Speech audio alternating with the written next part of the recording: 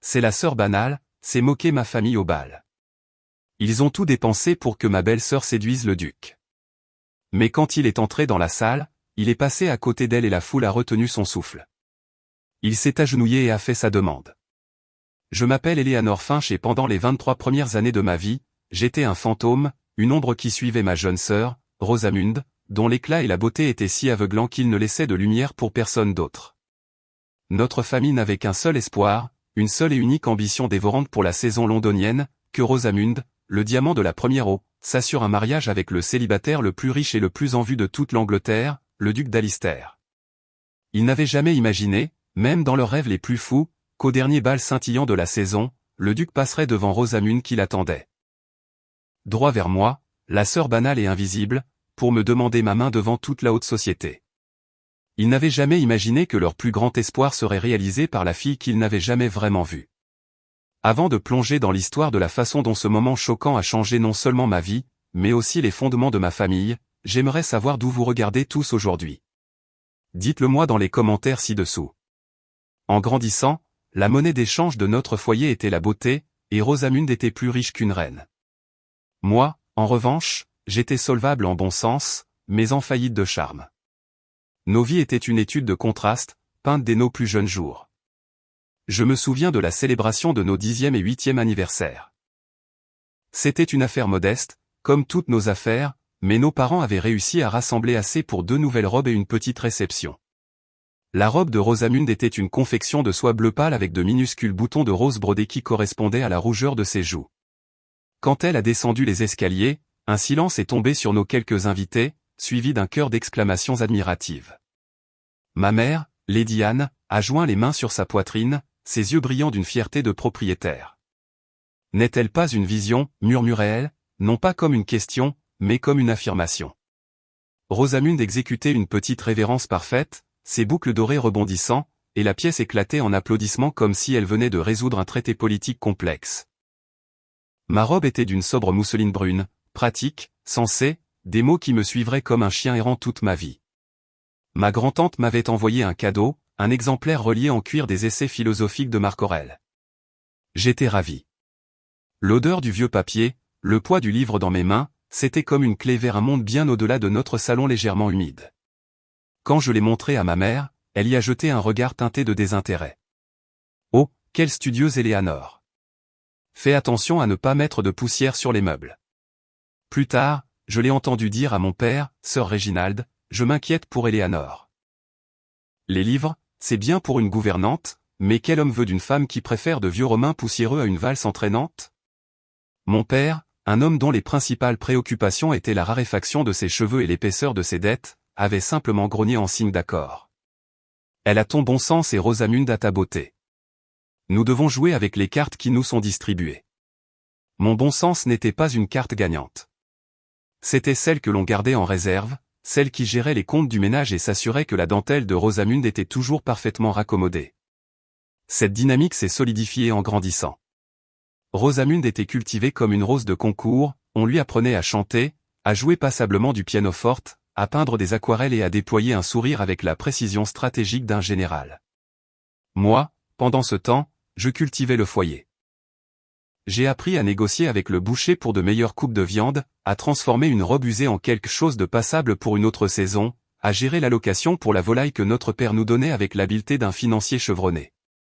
Notre famille, les Finch, appartenait à ce qu'on appelait poliment la petite noblesse d'un certain âge, ce qui signifiait que nous avions un titre vieux d'un siècle et des dettes qui augmentaient de jour en jour. Sœur Réginald s'accrochait au nom, mais la fortune qui le soutenait autrefois s'était réduite à presque rien. Notre maison de Londres était louée. Notre domaine à la campagne était hypothéqué jusqu'à la garde. La vérité tacite, l'atmosphère oppressante qui pesait sur notre maison plus lourdement que le brouillard de Londres, était que notre seul salut résidait dans un mariage brillant, et Rosamunde était le sacrifice choisi, bien que pour elle, cela ressemblât plus à un couronnement. La saison londonienne n'était pas pour notre famille un charmant tourbillon social. C'était une campagne. Chaque shilling était alloué au projet Rosamunde. Sa garde-robe, ses invitations, les fleurs qu'elle portait, tout était débattu avec la gravité d'un conseil de guerre. Mon rôle était celui de l'intendante. Éléanore, pouvons-nous nous permettre la dentelle française? Elle serait exquise sur la robe de bal de Rosamund, demandait ma mère en tenant un échantillon, et je devais être celle qui disait « Non, maman, mais la dentelle belge est presque aussi fine et coûte un tiers du prix. » Un soupir de déception était ma seule réponse. J'étais la pourvoyeuse de limites, la voix de la sobre réalité dans une maison construite sur des rêves dorés. Rosamund elle-même n'était pas cruelle. La cruauté exige de l'imagination. Et l'imagination de Rosamund était entièrement occupée par elle-même. Elle était simplement, profondément, un produit de son environnement. Elle croyait, comme on le lui avait appris, que sa beauté était un cadeau au monde, et son devoir principal était de l'accorder au prétendant le plus méritant, c'est-à-dire le plus riche et le plus titré. Elle voyait ma diligence tranquille non pas comme une contribution, mais comme mon état naturel. J'étais la sœur censée. Bien sûr, je gérais les comptes. Bien sûr, je restais en arrière-plan. À quoi d'autre pouvais-je bien servir? Nous nous aimions, je suppose, de la manière dont deux personnes qui ont partagé une nurserie et une enfance le doivent. Mais nos mondes étaient des orbites autour de soleils différents. Le sien était la salle de bal scintillante. Le mien était le bureau calme et ordonné. Elle se dirigeait vers la lumière, et moi, par nécessité, j'arrangeais les lampes pour elle. Puis est arrivée la nouvelle qui a envoyé une onde de choc dans les salons de Mayfair, et une secousse d'énergie désespérée et frénétique dans notre maison. Le duc d'Alistair revenait à Londres pour la saison. Alistair était un nom prononcé avec des tons de respect. Il n'était pas seulement un duc. Il était le duc. Immensément riche, avec des domaines s'étendant sur 3 comtés, une lignée remontant aux Normands, et le plus alléchant, il était célibataire, approchant la trentaine, et on le disait aussi beau que reclus. Il avait hérité du titre jeune et avait passé des années à l'étranger, gérant sa vaste fortune et évitant les machinations avides de la haute société. Son retour était comme l'arrivée d'une bête mythique. Et chaque mère avec une fille à marier aiguisait ses lances métaphoriques. Pour ma mère, ce n'était pas une opportunité. C'était le destin. Rosamund, déclara-t-elle, les yeux fiévreux d'ambition, c'est l'homme que tu es né pour épouser. À partir de ce moment, notre foyer fut un tourbillon d'activités centré sur un seul objectif. Les leçons avec le maître de danse furent doublées. Une nouvelle couturière fut engagée, à crédit que nous ne pouvions nous permettre. On a fait répéter à Rosamund les intérêts connus du duc, l'histoire ancienne, disait la rumeur, et les chevaux. Elle a passé une semaine à essayer de mémoriser les noms des empereurs romains, plissant son nez parfait de frustration. Tacite, Titus, Tibère. Ils se ressemblent tous. Pourquoi ne peut-il pas s'intéresser à la mode, boudait-elle, et ma mère la calmait. Chut, mon amour, tu n'as qu'à être charmante. Ton sourire vaut plus que toute l'histoire du British Museum. Mes propres tâches se sont multipliées. J'ai été dépêché pour marchander avec la modiste, pour charmer le majordome afin qu'il prolonge notre crédit, pour écrire des lettres polies et soigneusement formulées afin d'obtenir des invitations aux événements les plus exclusifs. J'étais le moteur invisible qui propulsait le magnifique navire qu'était ma sœur. Et à travers tout cela, je ressentais une douleur familière hélas. Ce n'était pas de la jalousie envers Rosamund. Je n'avais aucun désir d'être exhibé et inspecté comme une pouliche de prix. C'était quelque chose de plus profond. C'était l'invisibilité profonde, l'effacement silencieux de ma propre personne. Je n'étais pas Éléanore. J'étais la sœur de Rosamund, un accessoire utile, banal et nécessaire. Il y avait une personne qui me voyait différemment. La comtesse douairière de Pembroke, une vieille femme redoutable aux yeux aussi vifs que son esprit, avait été une amie chère de ma grand-mère. C'était l'une des rares grandes dames de la haute société qui valorisait l'intellect plus que les titres, et elle m'avait toujours montré une gentillesse discrète. Elle m'invitait à prendre le thé sans Rosamund et ma mère, et nous parlions pendant des heures de livres et de politique. « Tu as l'esprit de ta grand-mère, mon enfant » m'a-t-elle dit une fois, en tapotant ma main avec son doigt osseux. Ne laisse pas ce monde frivole te convaincre que c'est un défaut. Un esprit vif est la meilleure défense d'une femme et sa qualité la plus attrayante pour un homme de substance. J'avais chéri ces paroles, mais dans le contexte de ma vie, elles semblaient être un conte de fées. La substance était une denrée rare sur le marché du mariage londonien. Le premier grand bal de la saison arriva, celui où le duc devait faire sa première apparition. L'air dans notre maison était chargé de tension. Rosamund était un chef-d'œuvre d'artifice et de nature, sa robe un nuage de soie ivoire, ses cheveux dorés coiffés de manière complexe, ses joues rosées d'une parfaite rougeur virginale. Ma mère s'agitait autour d'elle, ajustant une boucle, redressant un ruban, ses mains tremblant légèrement. Souviens-toi de rire à ses plaisanteries, mais pas trop fort. Parais intéressé, mais pas désespéré. Et pour l'amour du ciel, Rosamund, ne mentionne pas les empereurs. Sœur Réginald se tenait à côté, l'air un peu moins anxieux que d'habitude, comme si la perfection même de sa plus jeune fille pouvait magiquement effacer ses dettes. Je me tenais près de la porte, tenant le châle de Rosamund, vêtu d'une simple soie grise destinée à se fondre dans le papier peint damassé. Ma mère me lança un dernier regard critique. Éléanore, s'il te plaît, essaie de rester discrète. Tiens-toi près des chaperons. Ton rôle ce soir est de soutenir ta sœur. Rien de plus. La salle de bal de Lady Danbury était un dédale de bijoux, de parfums et d'ambition. C'était écrasant, une cacophonie de musique à cordes et de rires stridents. Rosamund fut immédiatement engloutie par une mer d'admirateurs. Son carnet de bal se remplit en quelques minutes. Je fis ce qu'on m'avait dit, trouvant une alcôve tranquille près de la bibliothèque, partiellement cachée par une grande fougère en peau. De là, je pouvais observer le spectacle sans en faire partie. J'ai regardé le duc d'Alister faire son entrée. Les murmures le suivaient comme une vague. Il était grand, avec des cheveux sombres et une expression sérieuse, presque sévère.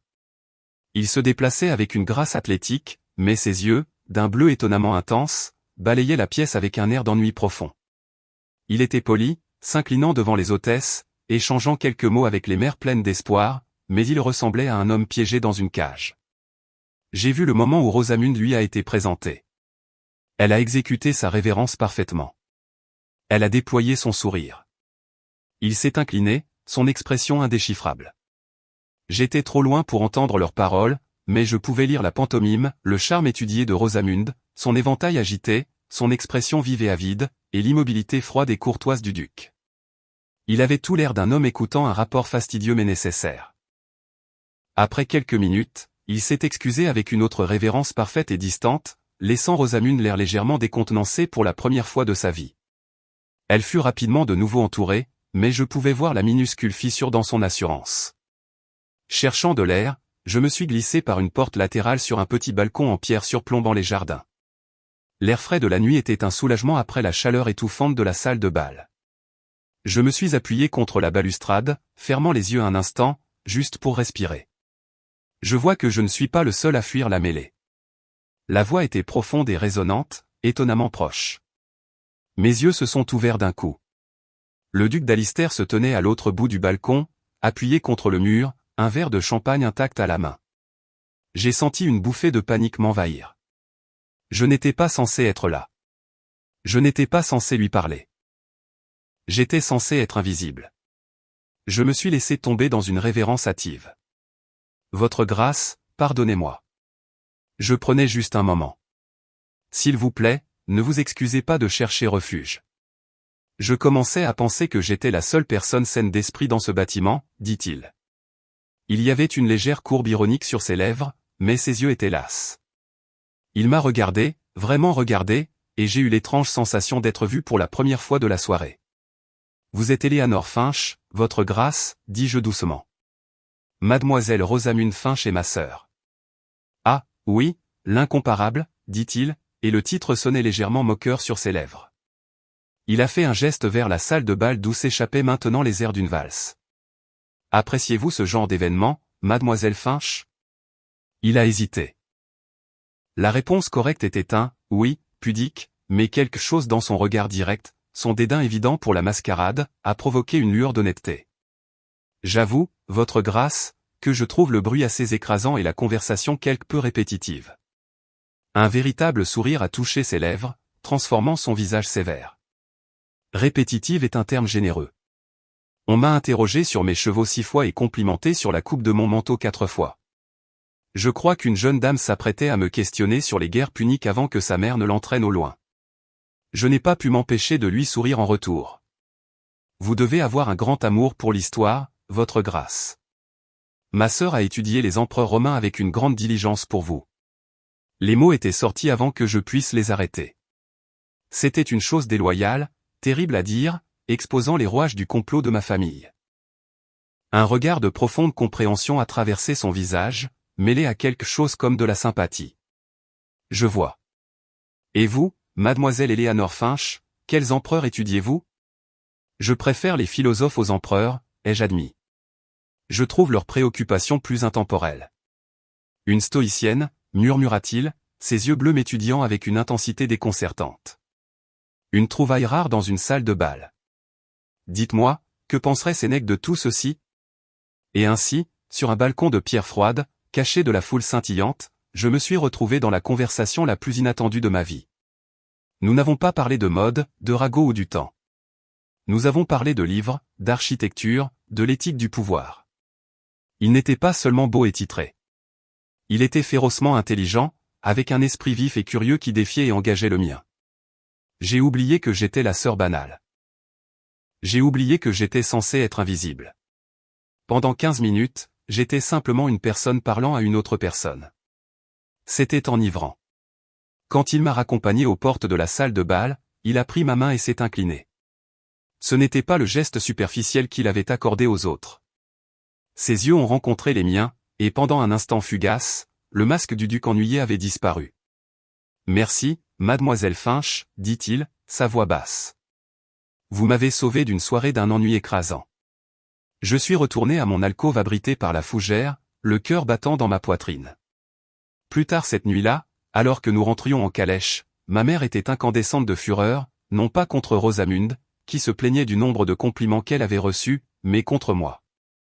Une de ses amies de la société m'avait vu sur le balcon avec le duc.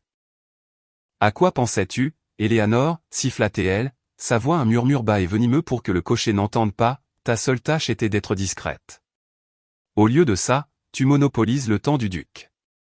Il s'est probablement senti acculé, forcé de faire la conversation poliment avec une petite sœur terne par pitié. Tu aurais pu tout gâcher. Il semblait s'amuser, ai-je commencé, mais j'ai été interrompu. Ne sois pas absurde, a-t-elle claqué. Un homme comme ça n'est pas amusé. Il est impressionné. Et il est impressionné par la beauté et le charme, pas par les sottises arides que tu débitais. Tu dois soutenir ta sœur, Éléanore, pas rivaliser avec elle. Comme si tu le pouvais.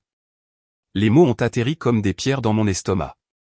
Comme si tu le pouvais. C'était la croyance fondamentale de toute ma famille, distillée en une seule phrase brutale. Je n'étais pas dans la course. Je n'étais même pas une spectatrice. J'étais un élément du décor. J'ai regardé par la fenêtre de la calèche les rues sombres de Londres. La chaleur brève et exaltante de ma conversation avec le duc s'est éteinte, remplacée par le froid glacial et familier du mépris de ma mère, et je l'ai cru. Bien sûr que je l'ai cru. C'était, après tout, la seule chose qu'on m'ait jamais apprise. Les jours qui ont suivi le bal ont pris un nouveau tournant étrange. Pour ma famille, la brève conversation du duc avec moi était une anomalie, un coup de chance à oublier. Ils ont redoublé d'efforts pour Rosamund, convaincus qu'un peu plus d'exposition attirerait son attention. Ils ont arrangé pour qu'elle monte à cheval dans le parc à l'heure à la mode, vêtue d'une nouvelle et séduisante tenue d'Amazone, ils ont obtenu une invitation à une petite soirée musicale exclusive où Rosamund devait chanter. Pourtant, à chaque fois, le duc d'Alister semblait contrecarrer leur plan avec une précision calme et délibérée qui rendait ma mère folle et Rosamund complètement perplexe. Lors de la promenade à Hyde Park, Rosamund était radieuse sur une fougueuse jument blanche. Le duc, comme prévu, était également là, monté sur un magnifique étalon noir. Il a touché son chapeau à Rosamund, son expression polie comme toujours. Mais ensuite, ses yeux ont balayé la foule et m'ont trouvé, debout à côté de la calèche avec un livre à la main, attendant le retour triomphal de ma sœur. Il est descendu de cheval et s'est approché, menant sa monture. « Mademoiselle Finch, dit-il, sa voix portant facilement par-dessus le brouhaha. Je vois que vous avez apporté votre propre divertissement. Est-ce encore Sénèque ? » J'ai senti une centaine de paires d'yeux se tourner vers nous. Ma mère, depuis son siège dans la calèche, avait l'air apoplectique. « Non, votre grâce, ai-je réussi à dire, les joues en feu. C'est un recueil de poésie. Keats. Ah, une chose de beauté est une joie pour toujours, cita-t-il doucement, les yeux pétillants, un sentiment très en évidence aujourd'hui. Il a jeté un regard significatif à Rosamund, qui était maintenant encerclée par d'autres jeunes hommes pleins d'espoir. Puis son regard est revenu sur moi. Mais je trouve ses odes sur la mélancolie plus intéressantes. Ne trouvez-vous pas ? L'idée que la tristesse et la beauté sont inextricablement liées. Pendant les 10 minutes suivantes, sous le regard curieux de la haute société, nous avons discuté de poésie tandis que Rosamund se promenait sans but, son sourire parfait semblant de plus en plus tendu. Quand il a finalement pris congé, il s'est incliné devant moi avec la même intensité concentrée qu'auparavant, adressant un bref signe de tête collectif à ma mère et à ma sœur en partant. Le retour à la maison fut une affaire silencieuse et bouillonnante.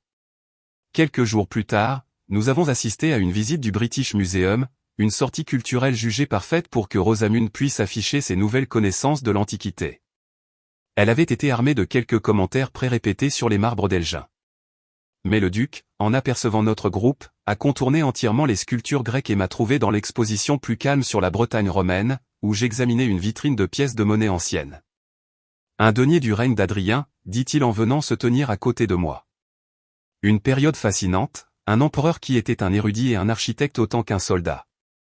Il m'a parlé du mur d'Adrien, de l'immensité de l'Empire, sa voix remplie d'une passion authentique. Rosamund, traînant derrière avec ma mère, a été laissée à contempler d'un air absent une vitrine de tessons de poterie, ses remarques soigneusement préparées désormais inutiles.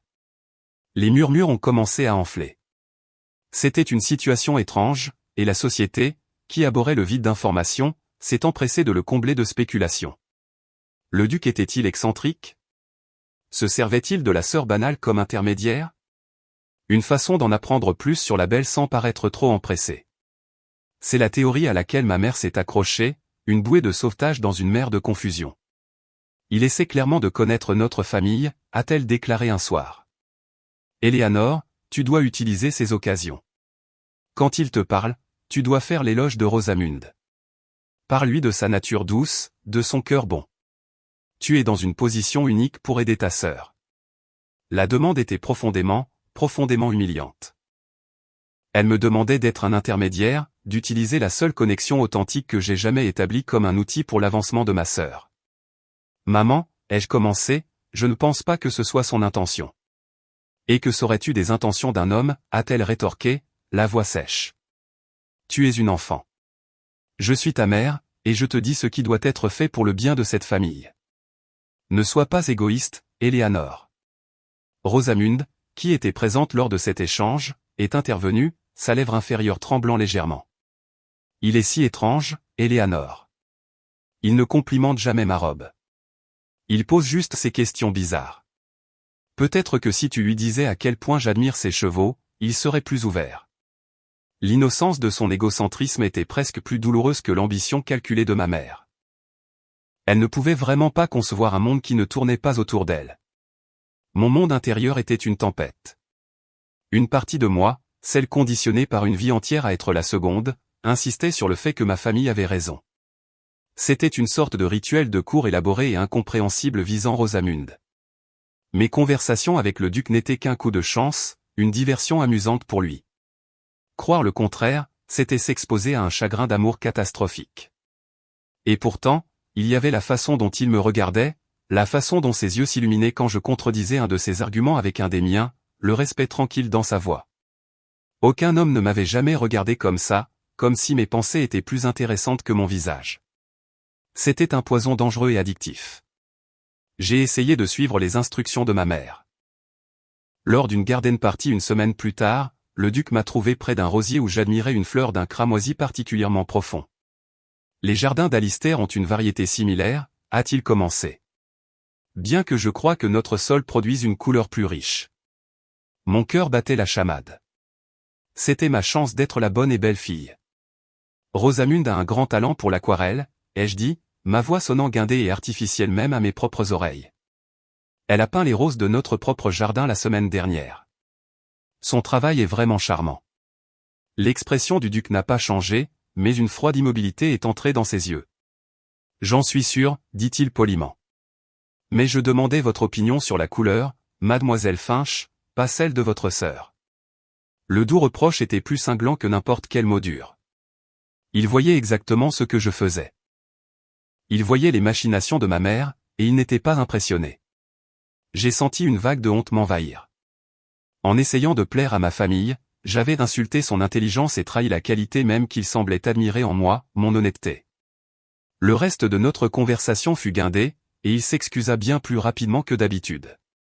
J'avais l'impression d'avoir échoué à un test crucial. La comtesse douairière de Pembroke m'a convoqué pour le thé le lendemain. Son salon était un sanctuaire de calme et de bon sens. Tout Londres en parle, dit-elle, ses yeux perspicaces ne manquant rien. Ils disent que le duc d'Alister est soit fou, soit un génie machiavélique. Il n'arrive pas à se décider. Elle versa le thé, ses mouvements précis. Et vous, que dites-vous, Éléanore? Je dis que je suis confuse, ai-je admis, ma voix à peine un murmure. Sottise, dit-elle sèchement. Vous n'êtes pas confuse. Vous avez peur. Il y a une différence. Votre mère et votre sœur sont confuses. Elles essaient de faire entrer une cheville carrée dans un trou rond, et elles reprochent à la cheville de ne pas convenir. Vous, ma chère, avez peur de croire ce qui est juste sous vos yeux. Elle se pencha en avant. Un homme comme Alister, à qui l'on a jeté la beauté et la flatterie depuis qu'il est en culotte courte, ne l'apprécie pas. C'est une monnaie courante pour lui. L'esprit, l'intelligence, l'intégrité. Voilà les joyaux rares.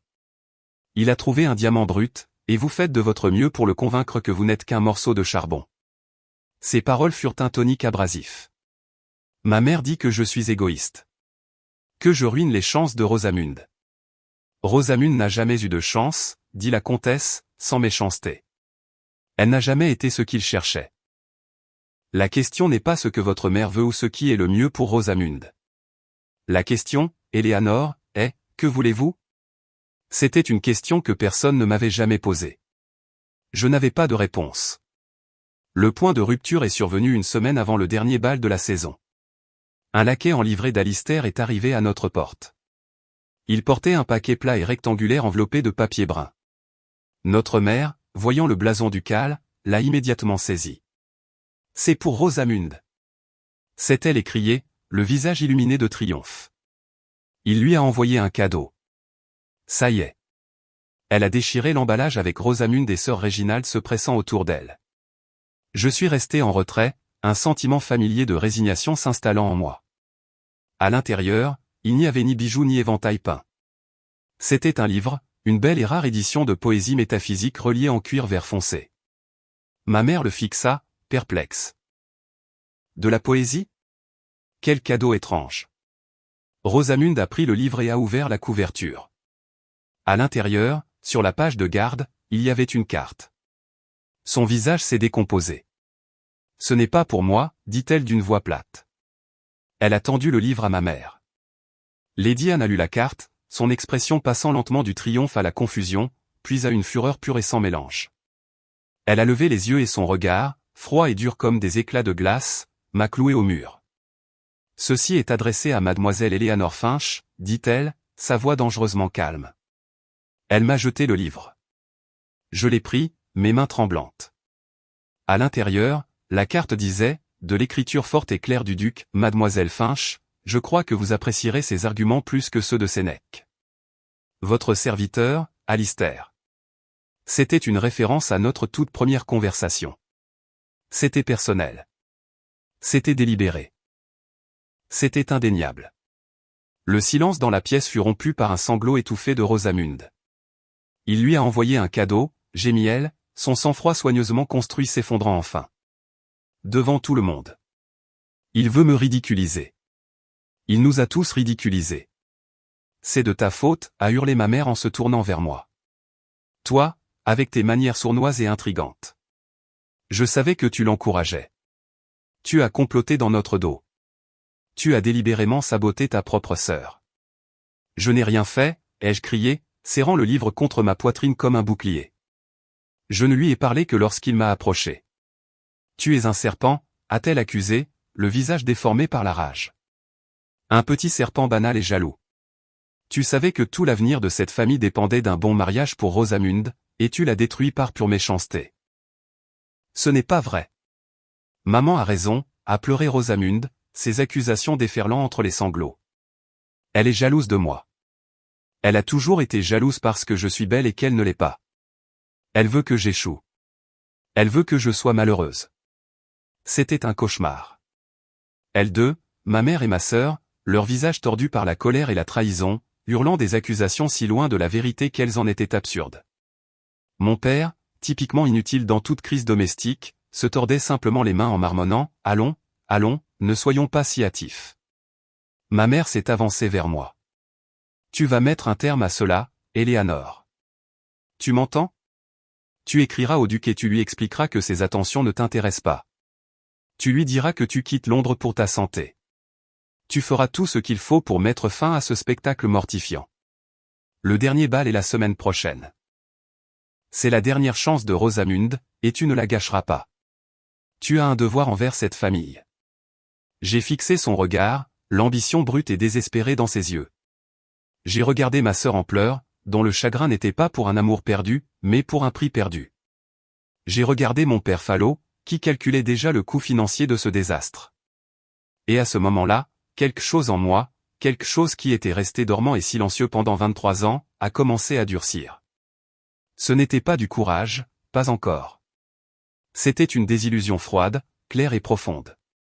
La question de la comtesse douairière a résonné dans mon esprit. Que voulez-vous? Je n'avais toujours pas la réponse. Mais pour la première fois de ma vie, je savais avec une certitude absolue ce que je ne voulais pas.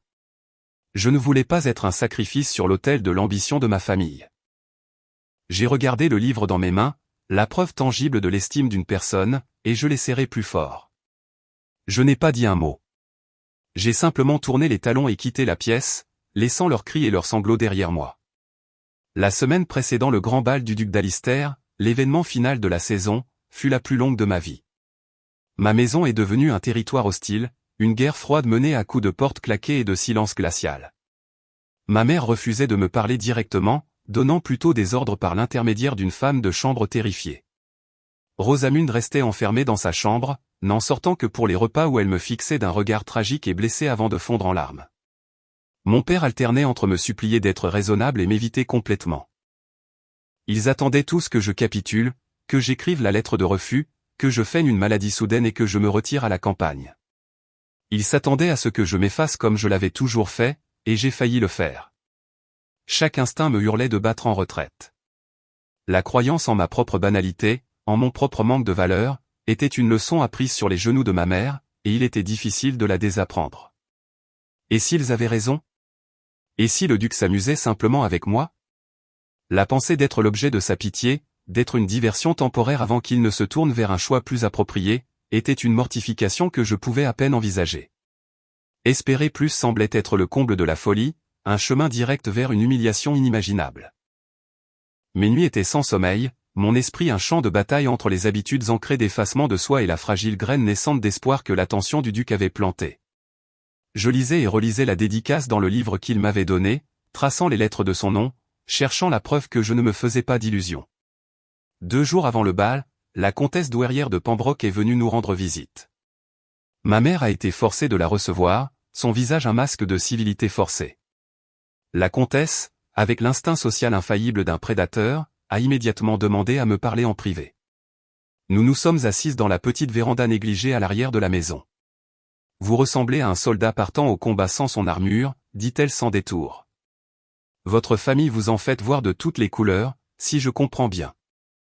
J'ai simplement hoché la tête, incapable de parler à cause de la boule que j'avais dans la gorge. Éléanore, dit-elle, sa voix plus douce que je ne l'avais jamais entendue. Je connais Arthur, le duc, depuis qu'il est enfant. Son père était un vieil ami. C'est un homme sérieux. Il ne joue pas. Il a passé la dernière décennie à regarder les plus belles femmes d'Europe se jeter à ses pieds. Il y est immunisé. Il est, cependant, affamé d'une égale, d'un esprit qui puisse rencontrer le sien, d'une femme de substance qui ne joue pas la comédie pour lui. Elle a tendu la main et a tapoté la mienne. Il ne s'amuse pas avec vous, mon enfant. Il vous fait la cour. La seule question est de savoir si vous aurez le courage de le laisser faire. Ces paroles furent une bouée de sauvetage. C'était une chose d'espérer, mais c'en était une autre de voir cet espoir validé par quelqu'un de si mondain, de si perspicace. Ce n'était pas suffisant pour bannir ma peur, mais c'était assez pour la tenir à distance. J'ai peur, ai-je murmuré. Bien sûr que vous avez peur, dit-elle. Le courage n'est pas l'absence de peur. C'est agir malgré elle. Allez à ce bal, Éléanore. Tenez la tête haute. Laissez-le voir que vous n'êtes pas une petite souris effrayée qui se laisse intimider par les simagrées de votre famille. La nuit du bal arriva. L'atmosphère dans la maison était empreinte d'une morosité funèbre. Le grand plan avait mal tourné, et Jeanne était la saboteuse. Pourtant, il n'avait pas entièrement abandonné. Rosamund devait faire un dernier effort spectaculaire. Elle descendit les escaliers dans une robe de tissu d'or chatoyant, une robe qui avait dû coûter à mon père un quart de son revenu annuel.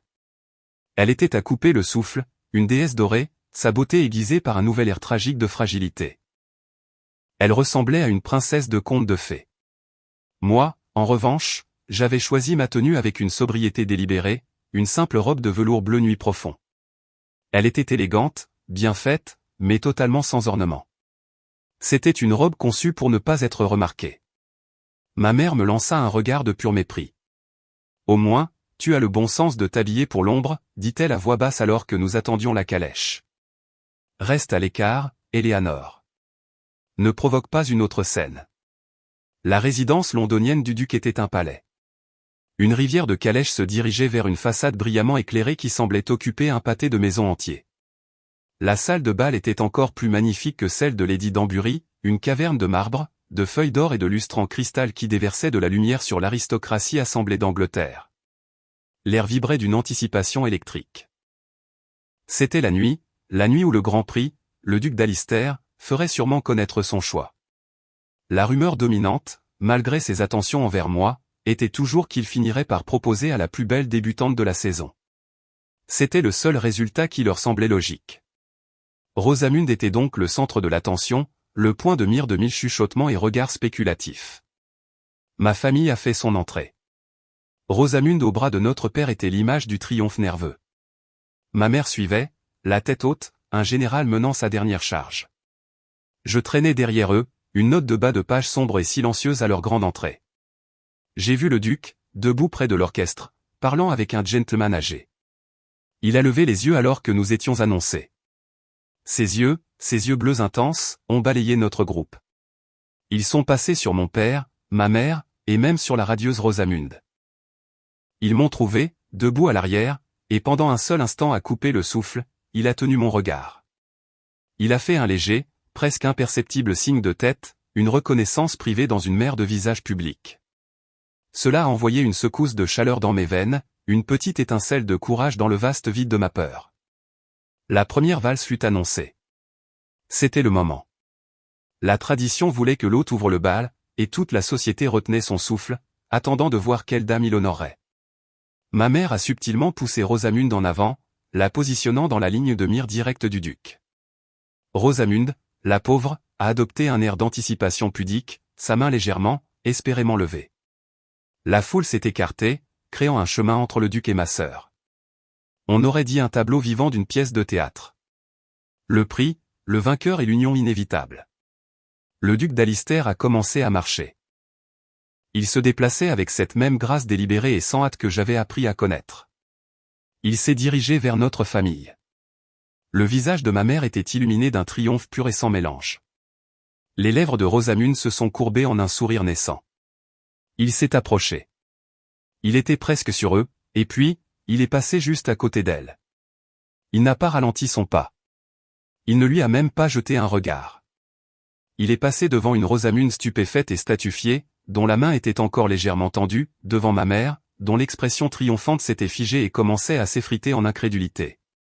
Il est passé devant eux tous et s'est arrêté juste devant moi. Un hoquet de surprise collectif a traversé la salle de bal.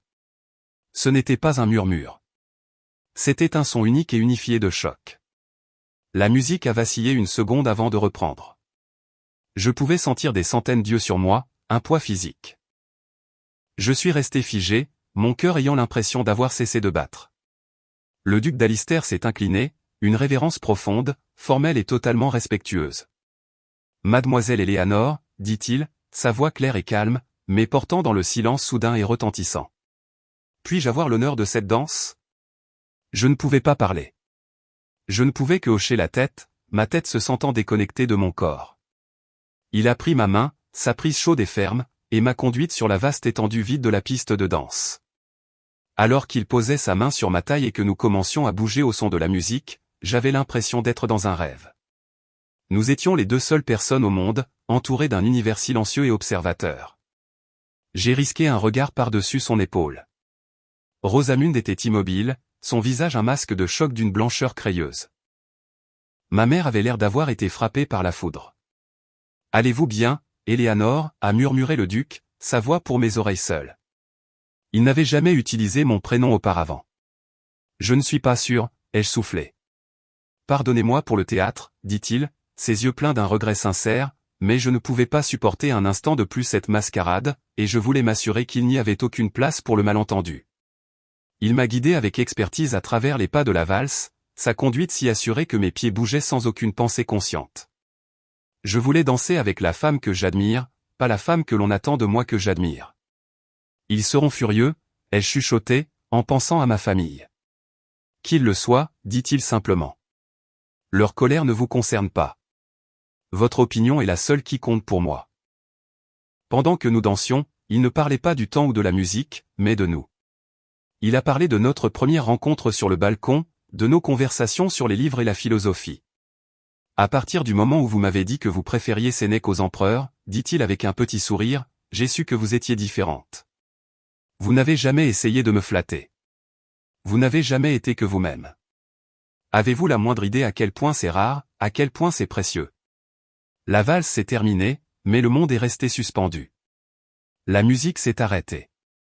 Les autres danseurs, qui avaient timidement commencé à remplir la piste, ont gardé un large cercle autour de nous. Toute la salle de bal était silencieuse, observant, attendant. Le duc n'a pas lâché ma main. Il ne m'a pas fait quitter la piste. Au lieu de cela, il a serré ma main plus fort, s'est tourné pour faire face à la foule vaste et étonnée, et a élevé la voix. « Mes seigneurs, mesdames et messieurs » a-t-il commencé, sa voix résonnant d'autorité. Pendant toute cette saison, vous avez spéculé sur mes intentions. Vous avez observé et vous avez chuchoté. Vous avez supposé que ce qu'un homme dans ma position recherche est une porteuse de titres décorative, un beau bijou pour orner son nom. Il a fait une pause, laissant les mots s'imprégner. Le silence était absolu. Vous vous trompez. Je cherche une partenaire. Je cherche une femme d'intellect, d'intégrité, d'honneur. Une femme dont le caractère est aussi fort que son cœur est vrai. Il s'est alors retourné vers moi, son regard si intense qu'il semblait brûler le reste du monde. Et puis, devant toute la haute société scintillante et stupéfaite, le duc d'Alister, immensément riche, puissant et recherché, a posé un genou à terre. Une femme près de ma mère a littéralement crié. Il a tenu ma main dans les siennes, ses yeux bleus levés vers moi, remplis d'une émotion si brute et si authentique qu'elle m'a coupé le souffle. Éléanore Finch, dit-il, la voix chargée d'émotion. Vous avez captivé mon esprit et mon cœur dès l'instant où nous nous sommes rencontrés. Vous êtes la femme la plus remarquable, intelligente et authentique que j'ai jamais connue. Je ne veux pas affronter un autre jour sans vos conseils, votre esprit et votre présence à mes côtés. Me ferez-vous l'honneur profond et inimaginable de devenir ma femme? Serez-vous ma duchesse? Des larmes coulaient sur mon visage, mais ce n'étaient pas des larmes de chagrin ou de peur. C'étaient des larmes de choc, de libération, d'une joie si écrasante qu'elle ressemblait à de la douleur. J'ai regardé son visage sincère et plein d'espoir, puis la mer de spectateurs stupéfaits. J'ai vu ma mère, la main couvrant sa bouche, son visage d'une pâleur affreuse. J'ai vu Rosamund, son beau visage un masque tragique d'humiliation publique, des larmes traçant des sillons dans sa poudre soigneusement appliquée. J'ai vu mon père, l'air complètement, totalement perdu. Et à ce moment-là, leur réaction ne signifiait rien pour moi. C'étaient des silhouettes dans un paysage lointain. La seule chose qui était réelle était l'homme agenouillé à mes pieds, m'offrant non seulement un titre ou une fortune, mais son respect, son admiration, son cœur. J'ai retrouvé ma voix, et bien qu'elle tremblât, elle était claire. Oui, ai-je dit. Oui, bien sûr. Oui. Une acclamation a éclaté d'un coin de la pièce, menée, comme je l'ai appris plus tard, par la comtesse douairière de Pembroke, qui rayonnait comme une grand-mère fière. Le duc a glissé une magnifique bague en diamant à mon doigt, une bague qu'il avait manifestement portée avec lui, si certain était-il de son propre cœur, sinon de ma réponse.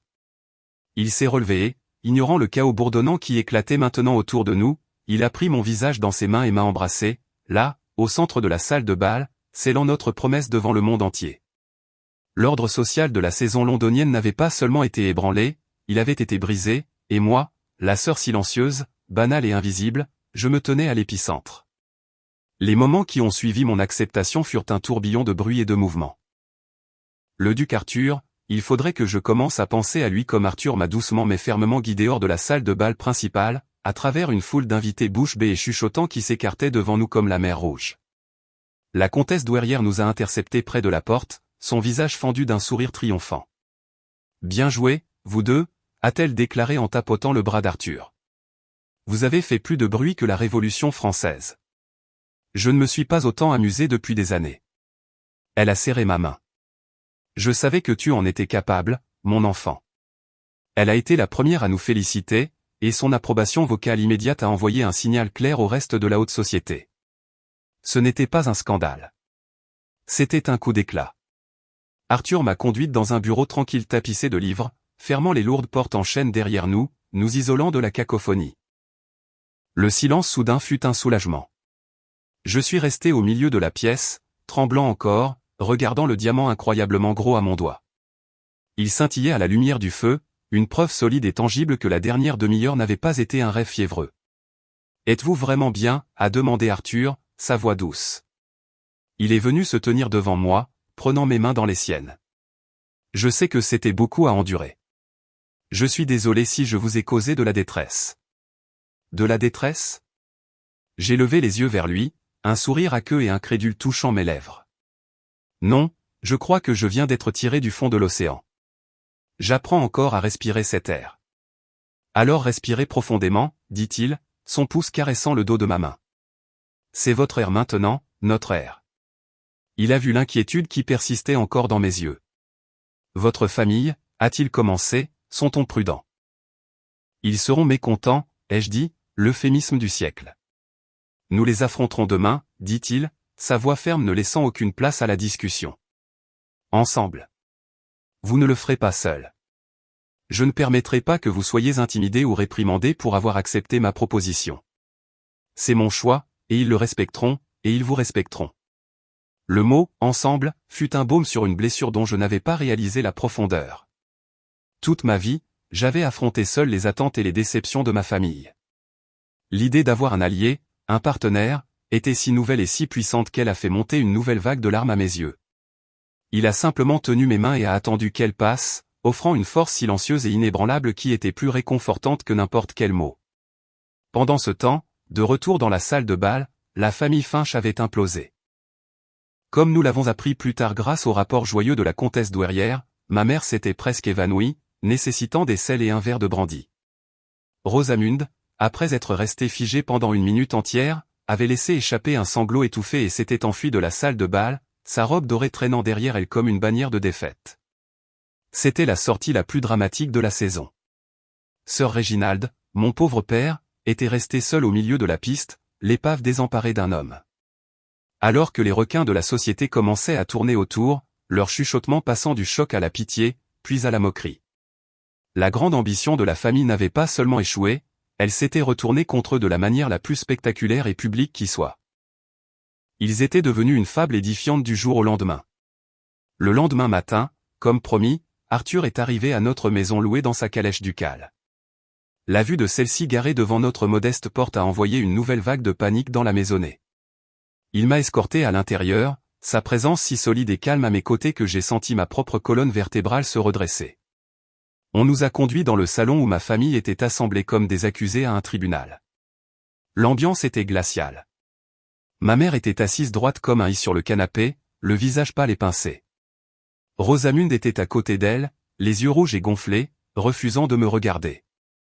Mon père faisait les 100 pas nerveusement près de la cheminée. Ma mère a parlé la première, s'adressant à Arthur comme si je n'étais pas dans la pièce. « Votre grâce » a-t-elle commencé, sa voix cassante. Je suis certaine qu'il y a eu un terrible malentendu, une confusion provoquée par l'excitation de la soirée. Éléanore est une fille tranquille, très livresque. Elle n'est pas adaptée. Je suis sûr qu'après réflexion, vous verrez que c'est Rosamund qui. Il n'y a eu aucun malentendu, Lady Anne, a interrompu Arthur, sa voix calme mais portant le poids froid du commandement. Et je vous saurais gré de ne pas parler de ma fiancée comme si elle était un meuble. Ma demande en mariage à Éléanore a été l'acte le plus délibéré et le plus réfléchi de ma vie. Je l'aime. J'ai l'intention de l'épouser. C'est définitif. La finalité de son ton a aspiré l'air de la pièce. La mâchoire de ma mère s'est refermée. Rosamund a laissé échapper un autre sanglot à queue. Mon père, voyant la fortune du duc lui échapper s'il ne changeait pas de tactique, s'est précipité en avant. Votre grâce, Éléanore. Bien sûr, bien sûr. Une surprise, certes, mais délicieuse. Nous sommes ravis. Ravis pour vous deux. Sa tentative d'enthousiasme était si fausse qu'elle en était pathétique. Il essayait déjà de sauver la connexion, de pivoter de Rosamund à moi sans perdre un instant. Arthur lui a lancé un regard froid et peu impressionné avant de tourner son attention vers moi. Une question silencieuse dans ses yeux. Il me donnait la parole. C'était mon moment. J'ai pris une profonde inspiration. La peur était toujours là, un tremblement familier dans mes mains, mais pour la première fois, elle était plus petite que ma résolution. Maman, papa, Rosamund, ai-je commencé, ma voix plus claire et plus forte que je ne l'aurais cru. Toute ma vie, j'ai vécu dans le rôle que vous m'aviez assigné. La banale, la sensée, celle dont le seul but était de soutenir les ambitions de Rosamund. J'ai regardé directement ma mère. Tu m'as dit que je ne pouvais pas rivaliser. Tu avais raison. Je n'avais aucun intérêt pour la compétition que tu as créée. Vous ne mesuriez pas les bonnes choses. Je me suis tourné vers ma sœur. Rosamund, je n'ai jamais été jalouse de toi. J'ai été attristé par toi. Attristé qu'on t'ait appris à croire que ton visage était ton seul atout. Je n'ai jamais essayé de te saboter. J'ai seulement échoué à m'effacer complètement. Et pour cela, je ne m'excuserai pas, finalement, je les ai tous regardés. Votre amour, votre approbation, tout a toujours été conditionnel. Cela dépendait de mon utilité, de mon silence. J'ai passé 23 ans à essayer de le mériter. J'ai fini. La demande en mariage d'Arthur ne me donne pas de valeur. Elle reconnaît la valeur qui était là depuis le début. Une valeur qu'aucun de vous n'a jamais pris la peine de voir. J'ai fait une pause, laissant mes mots flotter dans l'air mort. À partir de maintenant, notre relation, si nous devons en avoir une, se fera selon de nouvelles conditions. Elle sera basée sur le respect. Le respect pour moi en tant que personne, et le respect pour mes choix. J'aurai besoin de temps et d'espace. Le mariage sera organisé depuis Alistair House. J'enverrai chercher mes affaires. Je ne leur avais jamais parlé comme ça. Le choc sur leur visage était absolu. Ma mère avait l'air comme si je l'avais giflée.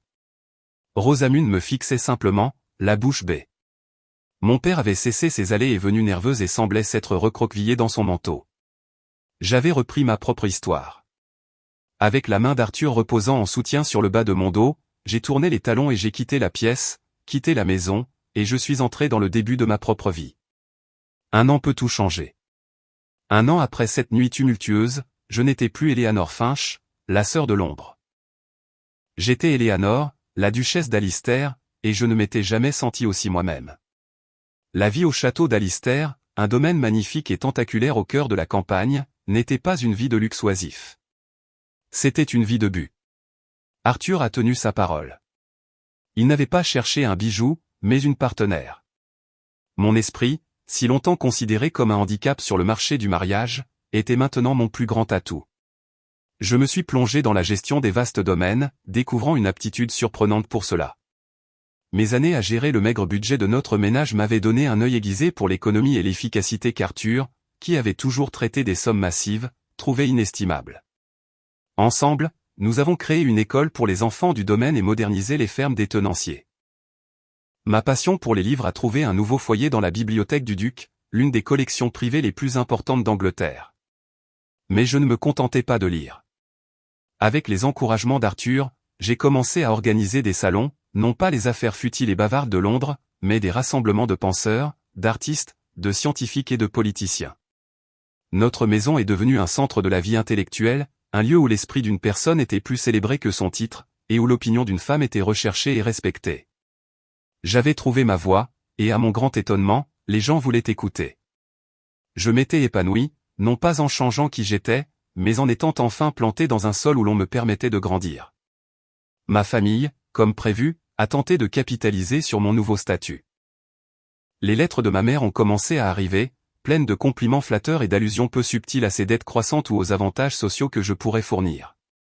C'étaient des tentatives maladroites et transparentes de rétablir une connexion qu'elle avait personnellement rompue. Arthur et moi avons maintenu une distance polie mais ferme. Nous avons fourni une modeste rente à mes parents, assez pour vivre confortablement et les sauver de la ruine, mais nous ne leur avons pas permis de devenir des habitués de notre vie.